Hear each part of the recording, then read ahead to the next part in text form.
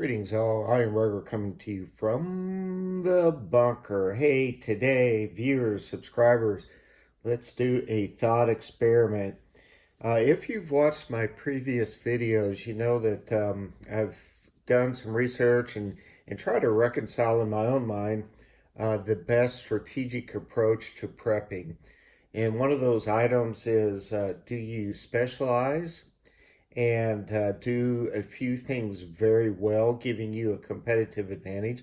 Or do you have broad diversification that helps you with a number of different scenarios, but maybe not being quite as good as other things?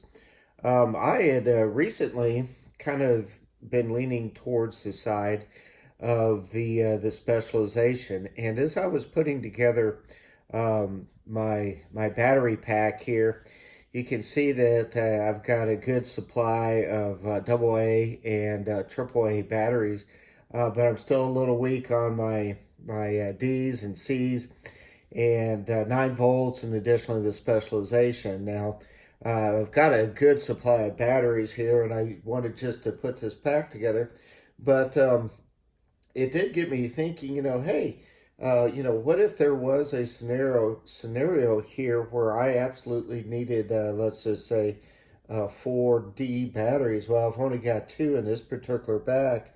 That could be a significant problem in the future. I've done a lot of reading on this concept, and I'm pretty sure I don't have all the answers. So just something to think about. One of the things that comes to mind is the specializations that armies have used in the past. As an example, out of Egypt, many of the ancient armies specialized in using chariots. This gave them a competitive advantage, and they were very much able to dominate with their tactics and their weapons and their technology. They performed extremely well. But the thing I would notice is when Alexander the Great came up with strategies and equipment to defeat the chariots from that day forward were no longer a relevant force on the battlefield. He actually changed the terrain for chariots.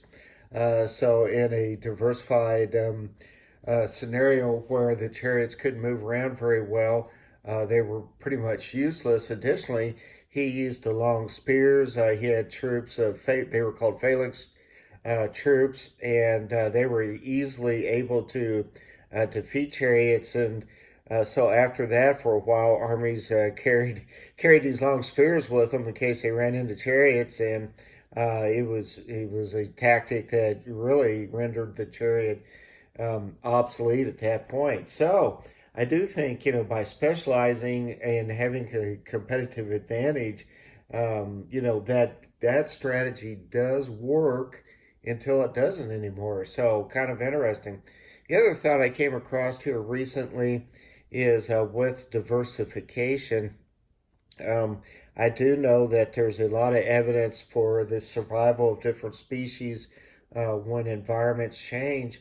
It seems that the species with the most diversification, especially in their genetics, tend to perform better, have a competitive advantage, and are more likely to survive. So I'm kind of shifting my personal thoughts away from simply being a specialized approach to things. In other words, simply concentrating on AA, AAA batteries, to where maybe you emphasize AA, AAA, but then you also have some exposure to the others. Now, obviously, it's not super efficient to have a super adequate supply of every type of battery under the universe, but I do think it's a pretty good example that some diversification in your preps is probably a pretty good idea. Now, I don't want to confuse the concept of diversification versus specialization with the concept that preppers really love, and that is having multiple uses for their equipment and supplies. And this Patriot Pantry, actually ammo can, is a very good example. Now, my strategy on this is long-term food storage, And I do think that some exposure to this type of product is okay. I would not recommend that we pay for fancy packaging that make things look well. I think we should instead concentrate on functionality and how things perform.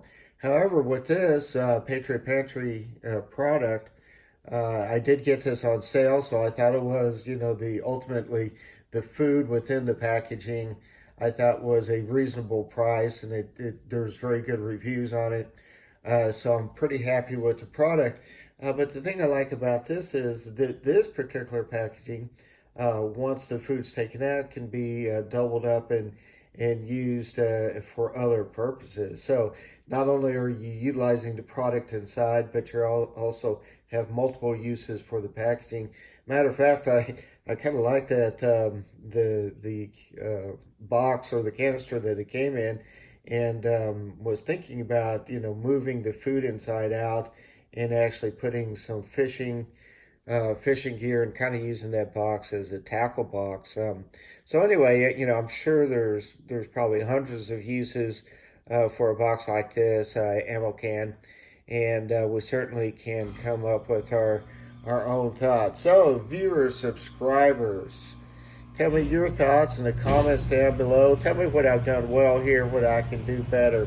This is I Am Burger coming to you from the bunker.